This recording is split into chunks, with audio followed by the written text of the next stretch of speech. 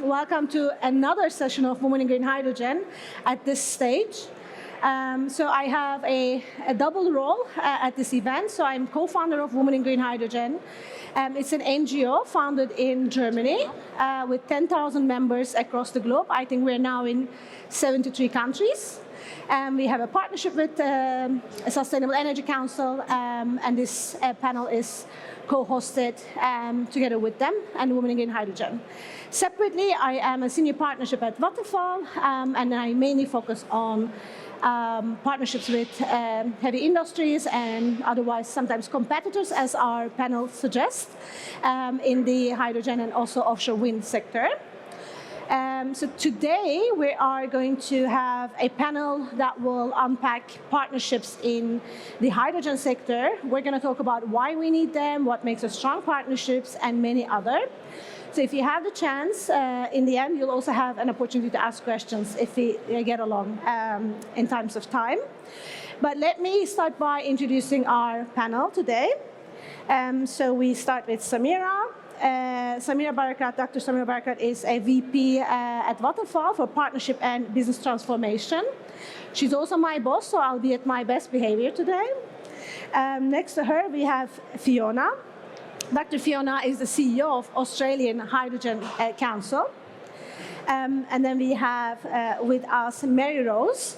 Mary Rose is a non-executive director of Atome. And I'll give them an opportunity to tell a little bit more about their companies, of course. And we also have Rebecca, and she is Senior Vice President on Product Management and Certification at Yara Clean Ammonia. So let's begin. We have started from this way in terms of introductions, but let's do it this way now. Rebecca, let's start with you. I'd like to ask each of you to introduce your work area. And also good to give it a bit of a global context so we understand when we talk about partnerships, which geographical context we talk about, and would love to hear your hydrogen journey as well. So let's start from this side and we'll continue to hear and then we'll see the next questions. Thank you. It's a pleasure to be here this morning. And as was said, I work for Yara Clean Ammonia. Yara is a global fertilizer company, and therefore a large producer of both hydrogen and ammonia worldwide already today. So we have production sites across the globe, 17 ammonia production sites, and we have a big midstream partner where we actually transport ammonia today across the globe for our own fertilizer productions.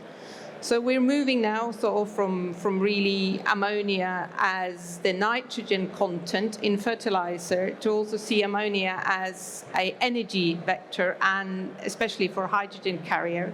So we are really moving into new uses of ammonia and new industries apart from so our journey has really been to really understand then these new uses of ammonia, where we see that in addition to decarbonize the fertilizer value chains, that ammonia can also play an important role in really enabling the hydrogen industry, because it's really a good energy or hydrogen carrier by moving the hydrogen from the production places to where it is to be used. And Mary Rose? Thank you. Good morning. It's a pleasure to be here. So my journey actually began a very long time ago in the American Southwest, where I built renewable energy power systems.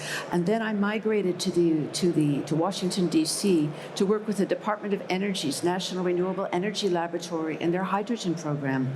I was there for a while, then went out to the private sector and began to work with the International Energy Agency, where I managed that program for 17 years. And that took me to Atome, where I am a non-executive director today. Atome is the first green fertilizer company on the London Stock Exchange. It's on the AIM list, and it grew. And we are working now today in Latin America, and Atome's effort in Latin America grew out of other fossil-related ventures. And so I'm very happy to say that they have seen the light and they have gravitated and migrated into the green space. And in this green space, over the last 3 years, we went public, we went on the AIM list 3 years ago. We have made great progress in establishing our projects. We have 2 projects, 2 phases in Paraguay, and 1 phase of a project in Costa Rica. In all of these cases, we're working with green fertilizer, and the issue is why? Well, because we now have almost 8 billion people on the planet, as Yara well knows, and we're heading up to 10 billion. We need food supply, we need security of food supply, and we need a greener food supply. So Atome has entering this space in order to assure security of supply, and also to green the fertilizer supply.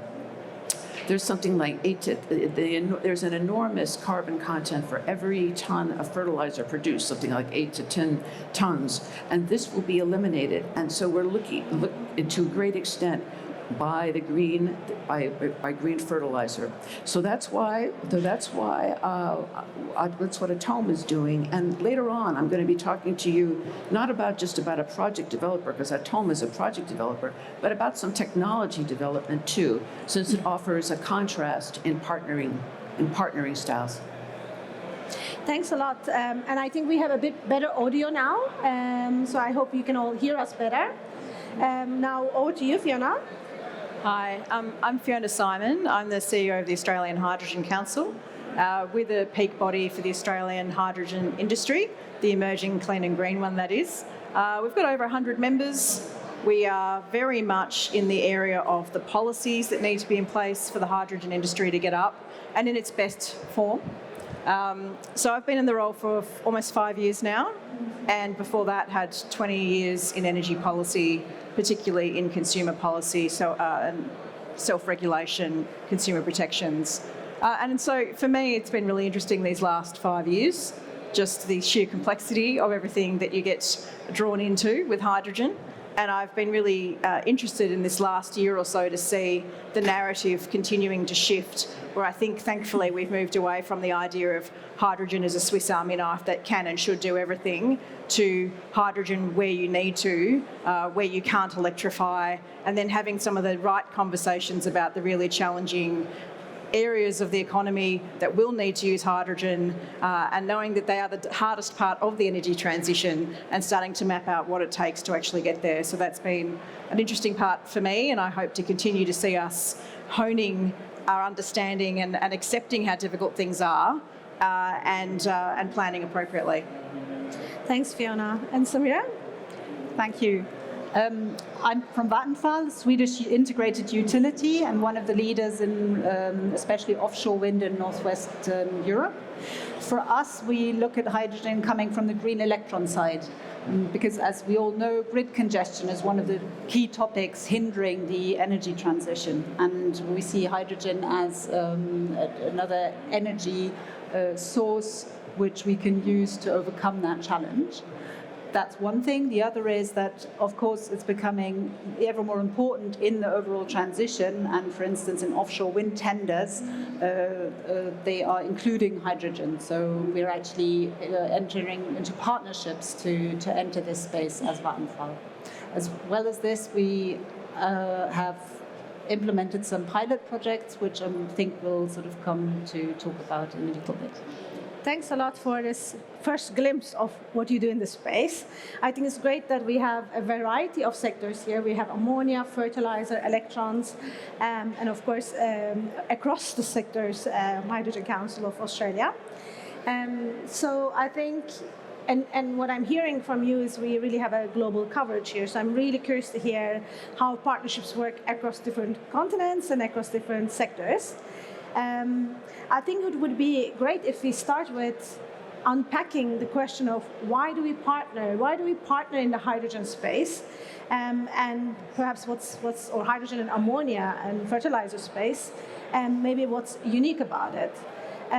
Mary-Rose, you already mentioned partnerships, so let's start with you. Just to change the order as well, I would love to hear from you. Why do you partner at Atome?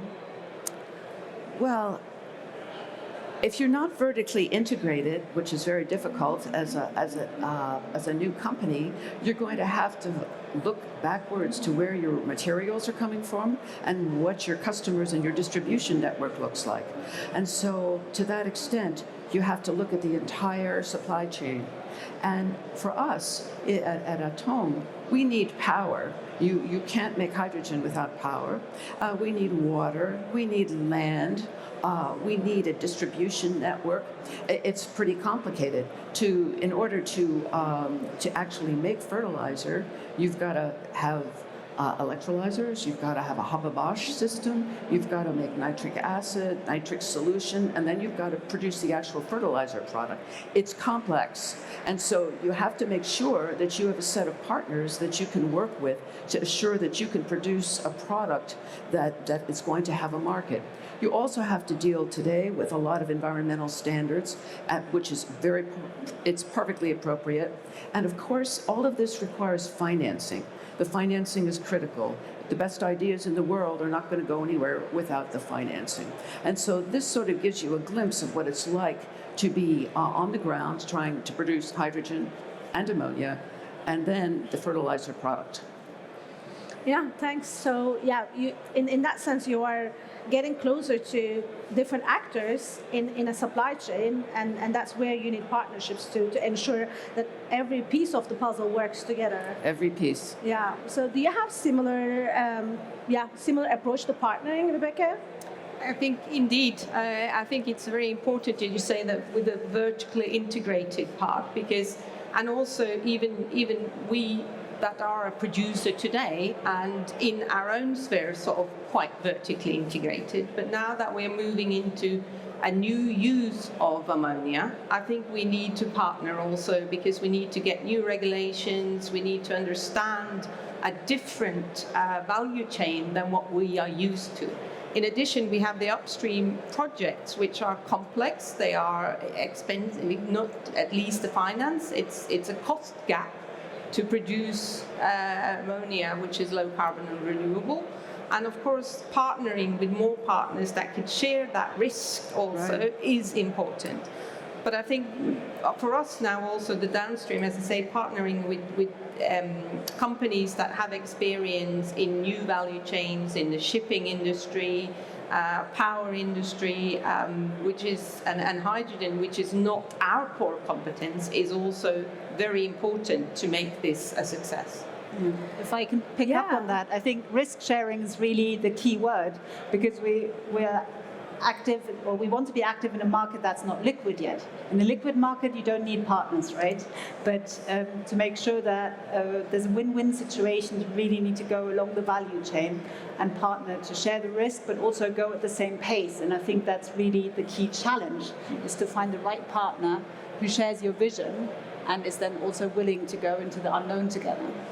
Exactly, but they've been referring to integrated companies, so we're not integrated company, we have to partner. We are an integrated company at Vattenfall, but I guess the size is also getting bigger, also in offshore space. The sizes of projects are getting bigger, the needs of green electrons are getting bigger, so perhaps the need for partnerships are getting bigger. But also perhaps you could add partnering across also the downstream supply chain, so with off-takers as well, right? With heavy industries. Exactly, and where in the decarbonization journey, new supply chains, as you say, need to be formed, right? So all of us are going into the unknown, and so really need to go into both directions along the supply chain and build them together. The other point is that as long as the infrastructure doesn't exist, sort of hydrogen backbone, we need to make sure that we sort of have back-to-back supply and demand matched, because otherwise the risks become too big to handle.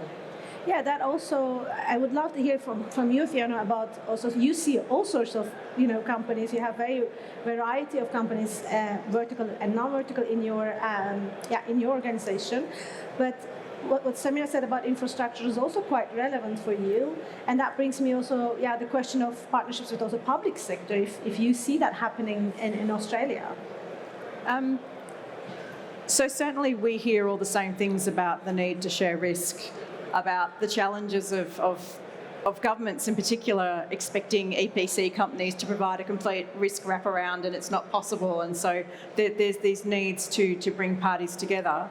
I think for us in Australia right now, it would appear as though government taking on the risk is in fact the better way to get things done.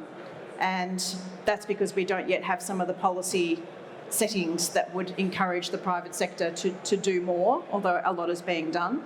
So I'm actually quite hopeful in where we've seen the Australian states step in and take on a stronger role in coordinating and bringing partners together.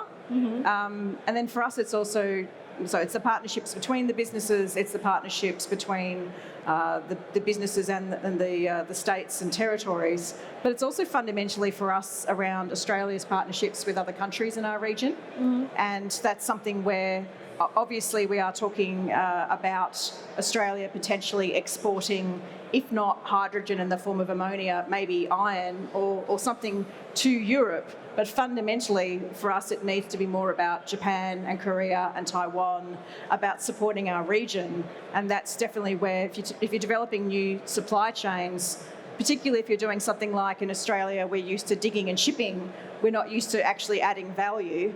That's been a bit of a loss of manufacturing in Australia. We are now all talking about using hydrogen and iron ore to create, to go through the DRI process and then export hot briquetted iron. That then involves a partner country saying, actually, it's now in our interest to not do iron anymore, but we will import your iron and use it for our steel making. There's all sorts of conversations that are happening and that continue to need to happen about partnerships as we see a bit of a reorientation of industry globally to account for the fact that the cost of energy and where we get it from is fundamentally changing.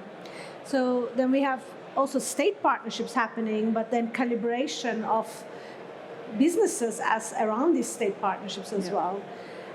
So I understand now that we need partnerships. It's very clear to all of us. But when we start having partnerships, so how do we know what is our criteria for a good partnerships? Yeah, what makes a good partnerships? I'm curious to hear from you, and I know, of course, we all know that hydrogen sector is still evolving, so a lot of the partnerships are maybe not yet in the public domain, but they are happening, we all know that. So whatever you can tell me concretely from ongoing partnerships, I would love to hear that. Maybe we start with you this time, Rebecca. Yeah, I think finding good partners is of course a challenge in business as in real life. I think that is the case. And you need to ensure that you have at least some shared values, that you have the same aim, for your partnership, that you are risk appetite needs to be level, because if not, it will be very difficult to make it work. So of course it's challenging sometimes, because you might not know on the outset if you are with the right partner or not, and that is also putting an added risk on the projects, I think. So sometimes I think maybe we are also a bit cautious maybe on going into partnerships, or we don't spend enough time up front to really assess, is this the right partnership for us? Yeah, it's interesting because in the oil and gas sector, it's very common to have partnerships and projects are big, but in our sector, it's really coming a bit late. But Vattenfall already has a few partnerships, actually. So could you also tell us what, in your view, and what you oversee, what makes a good partnership? Yeah, absolutely. And I think the analogy to interpersonal relationships is quite pertinent, because it's about trust, it's about a shared vision for the future and shared goals for the same strategy, and especially in this space, which is nascent and involves so many insecurities. So I have two examples. The first is that Vattenfall partnered with two steel makers to pilot fossil-free steel in Sweden, so the hybrid project, where we really looked along the value chain and said, okay, where is an off-taker who needs this, and how can we together look at developing this new technology? And that's been really successful. The other point is, as you said, it's difficult to find the long-term vision from the start. So I think you really need to take it step by step and sort of after each milestone reassess if you still want to go in the same direction. And I think that's fair enough, right? Like you can have joint successes and then go your separate ways as A's again. The other example is that we're looking at end-to-end value chains in areas where there is, as I said, limited grid connection, to really make sure that we get a one-to-one offtake for the green electrons and the hydrogen that is needed, in this case for eSAF fuels. Mm-hmm. So that's great. So I see that in the hybrid case, it is really, value chain coming together. But in a previous role, I worked, before I joined Vattenfall, in a research project to support hybrid, actually. But what I saw there was, it was really important that states set the targets for each sectors involved. So there was a target for steel sector, target for, of course, electrons, but then there's targets for the car manufacturing to use green steel. So if you have all sectors traveling the same direction, it really helps. So states' role there, I think enabling, that enabling environment really becomes important. Maybe I'll ask you again, Mary-Rose, because you are in, your project is in a unique location. You're in Latin America. Do you see that, the government's role as an enabling factor for having successful partnerships? Well, we've talked about risk, and there's financial risk, and there's technical risk, and there's also cultural risk. And so part of the cultural risk we have abridged by having been there so long. But the development of a relationship with the state is a long-term process. The state has particular responsibilities that it can't abrogate under any conditions. And so we have been very fortunate to develop a good relationship with the power supplier, whose name is ANDE. We're working with it's the second largest hydroelectric dam in the world, and so we are working with green electricity, and this has made an enormous difference.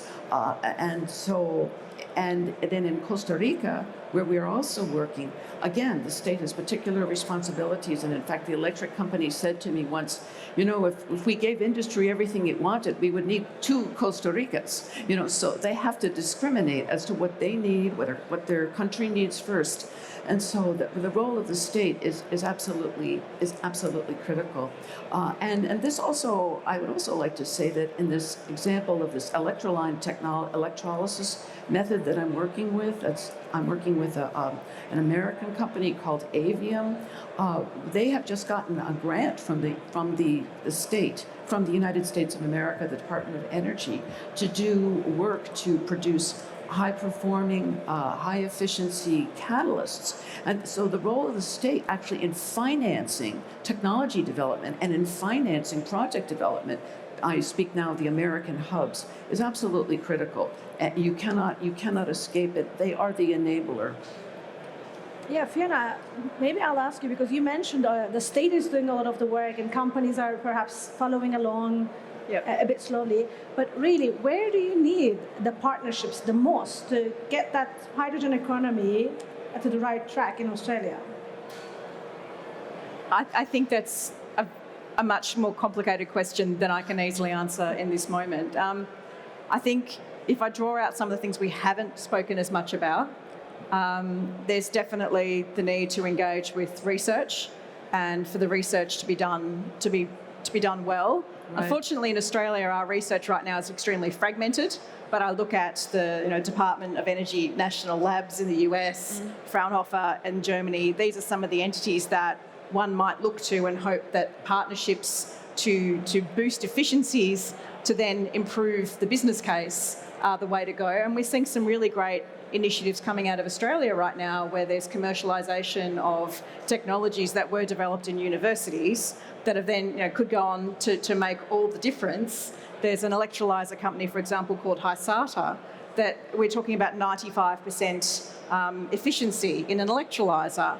Now, if that takes off, then that starts to improve what is a pretty challenging business case for making hydrogen, where we know that the electricity price can be very challenging, and we're not seeing a reduction in electricity pricing as quickly as one might hope.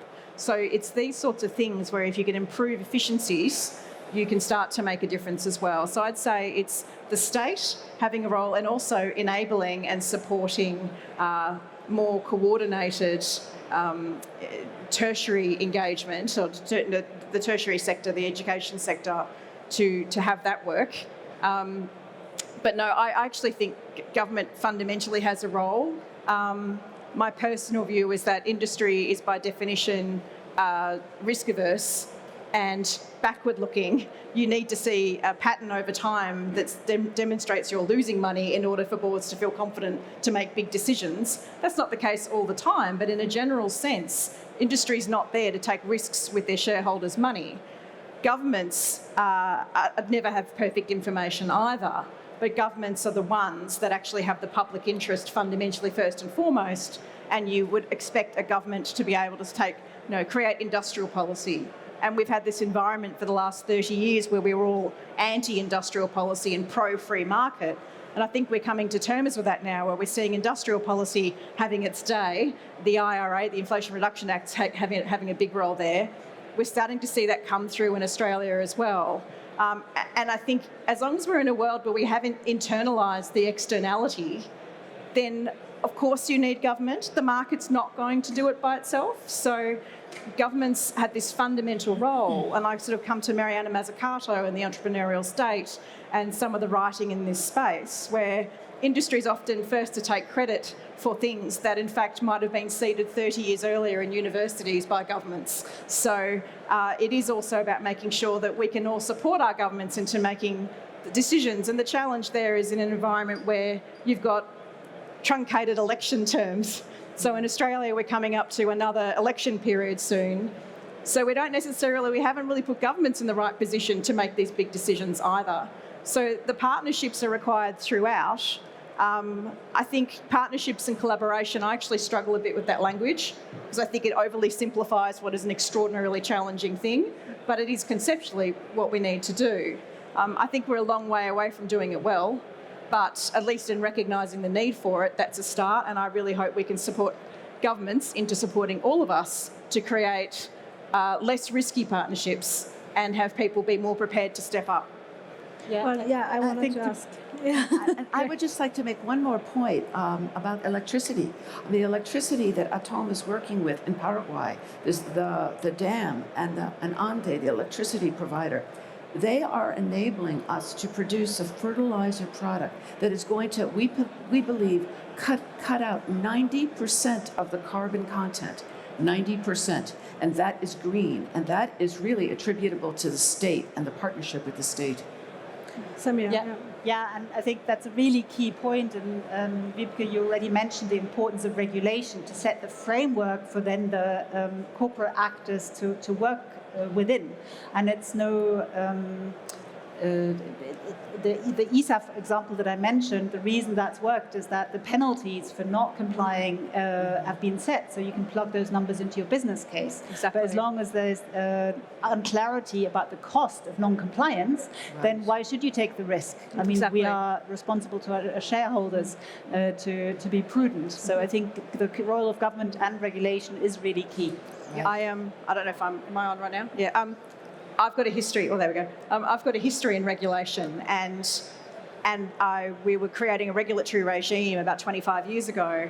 And while the business parties all wanted to be seen publicly to be saying, "Don't regulate us, we know what we're doing," I actually, as the regulator, got a lot of calls behind the scenes going, "Could you just tell me what the rules are?"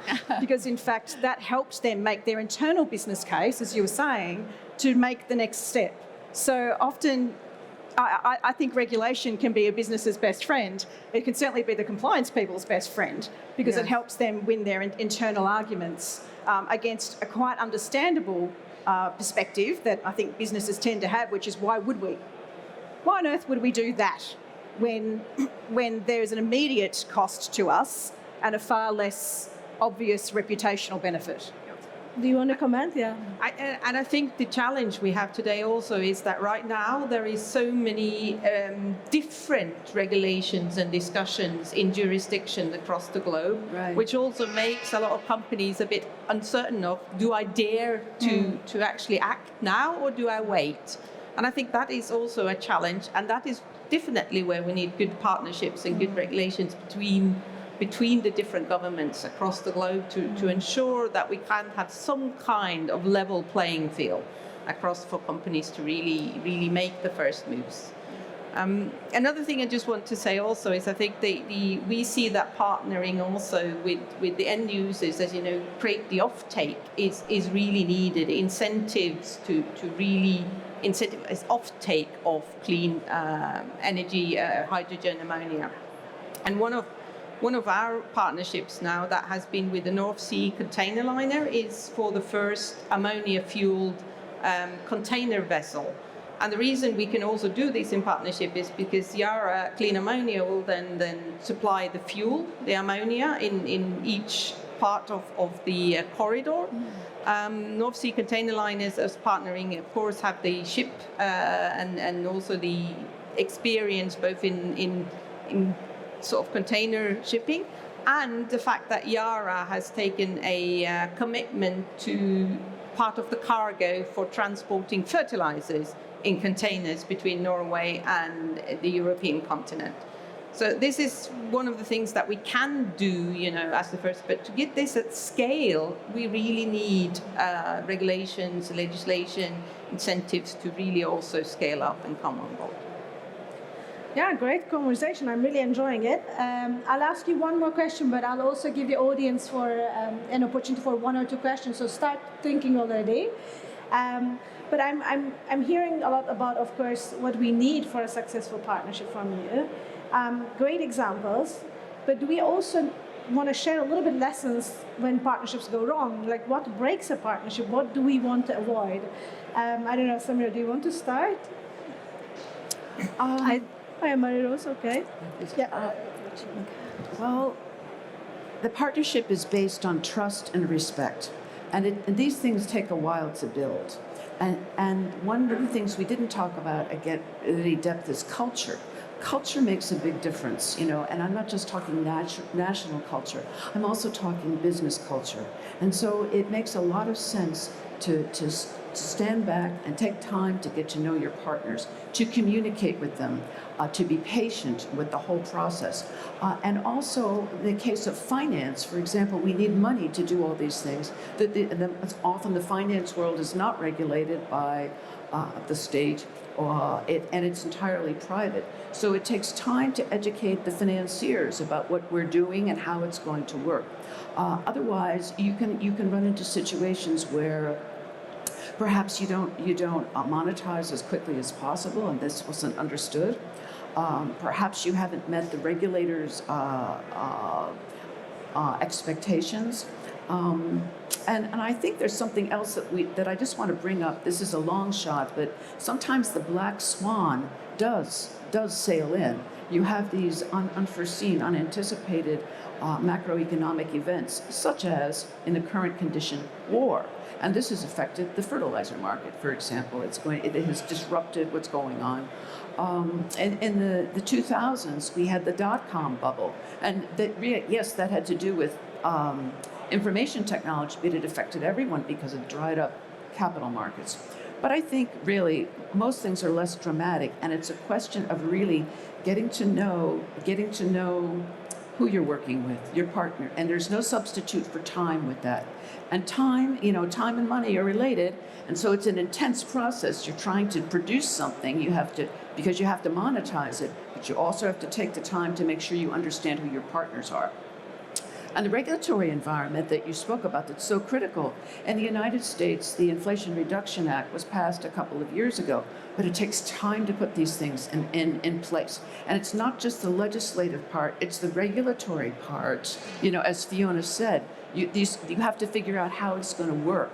And then you have to build your projects and go forward. So it really requires, it's a sort of a patient capital exercise, is maybe a good way to put it.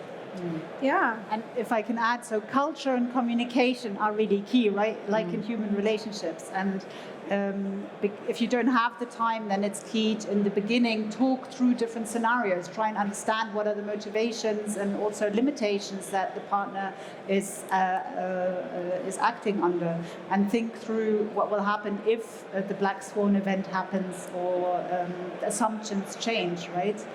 So I think, and doing that in a spirit not of sort of legal prenup negotiations, but sort of just trying to understand each other. That's really key, I find. Yeah. Yeah. I would build on that and agree. I think also our experience is when partnerships hasn't worked out, even though we think we have been aligned and have the same goal, but then we discover that we have maybe a different view really or understanding of what we thought were the same goals. And these might sort of experience that this is discovered as we go along, and that makes it really difficult sometimes.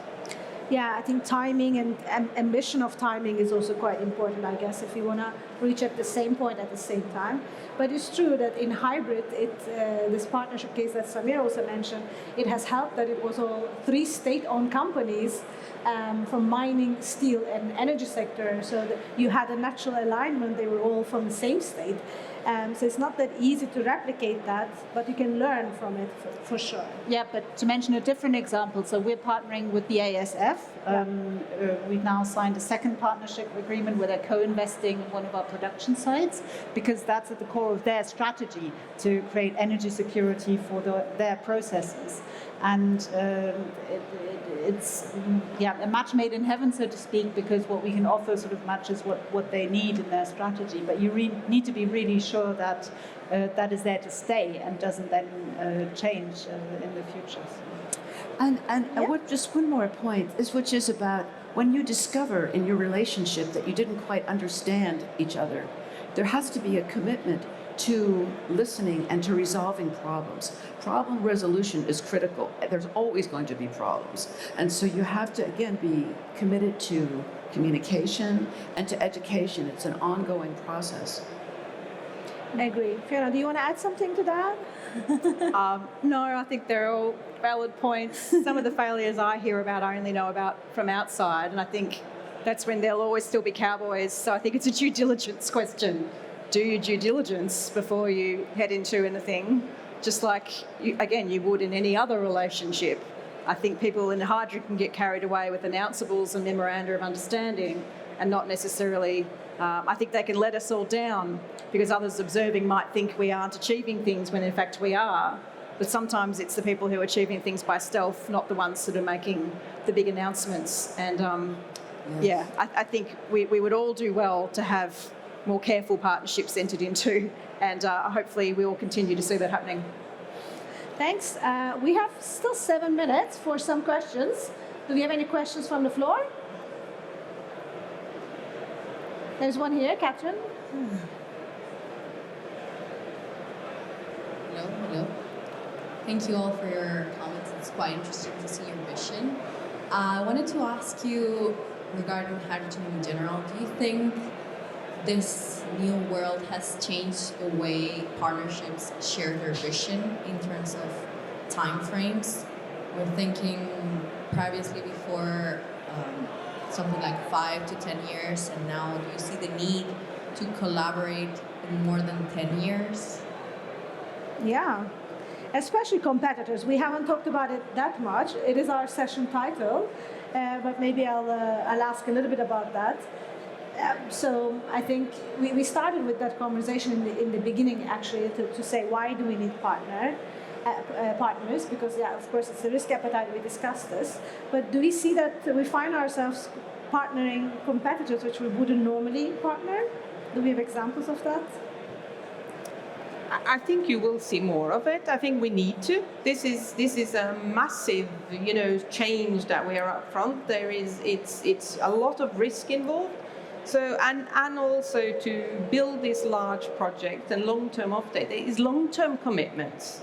So yes, I think that is inevitable. I don't think any one of us can do this on our own. So it's needed, which is risky and challenging. Yeah, I agree. I think from an electrons perspective, from our side, from Vattenfall as well, we see, yeah, all of Europe, in Germany and Denmark, also electron projects getting really bigger and bigger, and there's still a lot of uncertainty. Infrastructure, regulation, we talked about that. So I think it makes it, yeah, compulsory almost to see where you can share the ticket and share the risks. And yeah. I'd say infrastructure is going to be an easier sell than an eventual market in hydrogen widgets between competitors, but the infrastructure is such an enormous beast of a task to take on. It's reasonable to hope that you're going to have people making multi-decade commitments, and if that's between competitors wanting to use common infrastructure, that would be the way to go.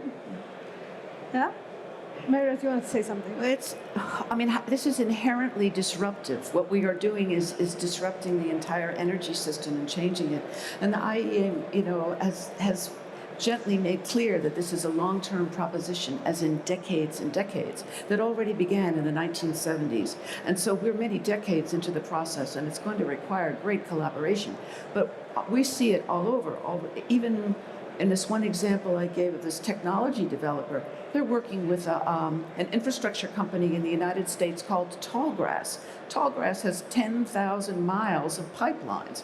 10 years ago, Tallgrass would never have looked at hydrogen, and barely even have looked at renewables. And so the world has changed because they are funding this technology developer. And this is happening all over the world in different ways.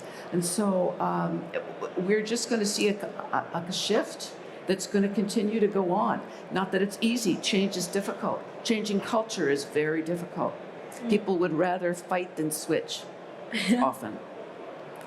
Yeah, Samir, do you want to add anything? Well, just that partnerships between competitors, for obvious reasons due to competition law, are more complex even than sort of partnerships along the supply chain. So I think we're all still trying things out, but as Gokce mentioned, because of the size of the projects, we just don't have another choice. And that's where then again culture comes in. Because we all know our competitors, and there are those which are maybe more like us, where it's easier to partner, and others where you just know ahead of time that you're not going to be able to deal with problems when they happen, and they will happen. Yeah, and I have to add that it's actually not that easy, even partnering competitors, because you still need complementarity. You need to be better and more competitive together. So finding that is not that easy. Sometimes it is complementary in terms of markets. Sometimes it's complementary in terms of how much you know the end-use sector as opposed to your partner or upstream, or your downstream knowledge. So you can have competitors that have strengths across a value chain in different parts. So I think that will be very important. Otherwise, you also don't want a partner, if you're just the same, just to split the ticket. Can I also just, for those people who aren't from the business sector, it can be easy to look at a company and think of a company as being a sort of monolithic entity with one way of thinking about things. But I mentioned before that there's a competition within a company, even between different parts of the business wanting to get money, focus on different issues, etc., etc. But even then, within a vertically integrated business, one might think that they've got it all worked out. But if I think about I'm not commenting on anyone here, but if I think about some of the big energy businesses in Australia that are vertically integrated between generation and wholesale and retail in energy, none of our institutional requirements, none of our commercial realities have actually even helped them manage that vertical integration to its best efficiency, because in fact the internal transfer price is something which could well benefit another player rather than even their own internal party. So we've got to unlearn an awful lot, including how to even not see a business as being made up of competing entities, let alone forging relationships between competing entities within each business. So it is so much harder than people might think from looking at it from outside. And that even the vertically integrated ones, you'll talk to people who go, wish we could get a better price from our own wholesale people. Right. Yes. So, it is inherently challenging because it goes against everything which we have all gotten very good at. Yeah, thanks a lot. I think now we can really conclude with an agreement. This is a really important issue. I'm glad you also mentioned partnerships within a company. Yeah. I really want to thank our panelists. I really enjoyed it. I hope you did too. Yeah, thanks to everyone. Let's clap and thank them all. Thank you. Just one word about, again, Women in Green Hydrogen. I didn't introduce too much this time because we have a booth. So do come, men and women, come and visit our booth. I think it's in the other side, C24. And we can discuss how we can partner up. We have the next panel. And I will also be sitting here for that.